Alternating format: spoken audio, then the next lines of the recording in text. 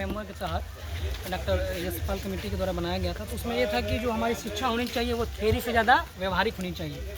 और व्यवहारिक शिक्षा वही होगी जब हम बच्चों को पिक्टोरियल के फॉर्म में पढ़ाते हैं। जैसे इस टेलम में मैंने जो बनाया है, इसमें आकृतियों के माध्यम से एक छात्र को दर्शाया है और इस आकृति विभिन्न आकृतियों से छात्र के अंगों को दर्शाया है। जैसे कि ऊपर यहाँ जो कैप है वह शंकु के माध्यम से दर्शा दिया गया है। हम आगे की कक्षाओं में जब हम 6, 7, 8 में शंकु के बारे में पढ़ाया जाता है, उसके बाद जो बच्चे का चेहरा है वह वृत्त के माध्यम से समझा दिया गया है।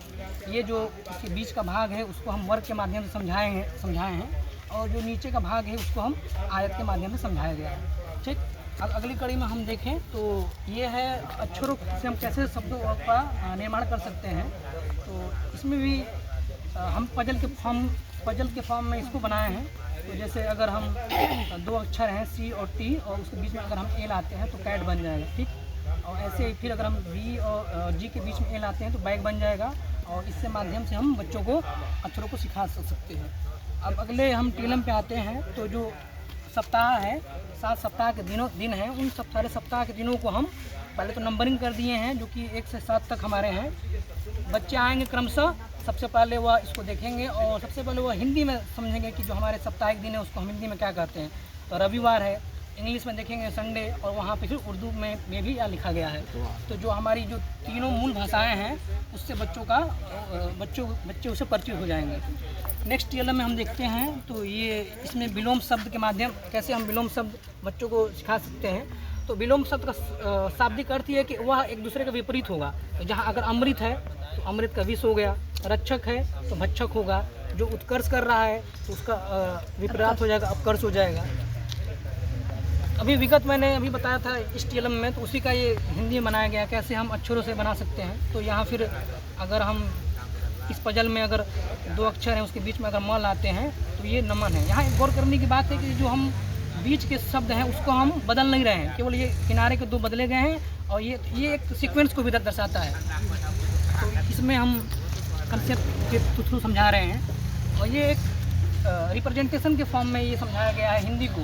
क्योंकि कुछ हमारी जो लर्निंग रही है पहले को रूट लर्निंग है। हम लोग जैसे थियोरेटिकल में बच्चों को रटाते थे, रटाना नहीं है हमको उनको ऐसे समझाना है कि वो जो उनके मस्तिष्क में बैठ जाए। संज्ञा के भेद हैं, तो संज्ञा के 5 तरह के भेद हिंदी में है। तो एक व्यक्तिवाचक संज्ञा है, तो व्यक्तिवाचक संज्ञा में क्या होते हैं, और इसमें और अगर हम अच्छा चाहते हैं तो इसमें चित्र भी बना सकते हैं व्यक्तिवाचक का। जैसे हम ताजमहल बना देते हैं तो ताजमहल व्यक्तिवाचक संज्ञा में आ जाएगा।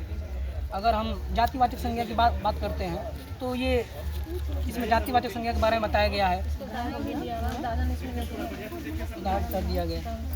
धन्यवाद।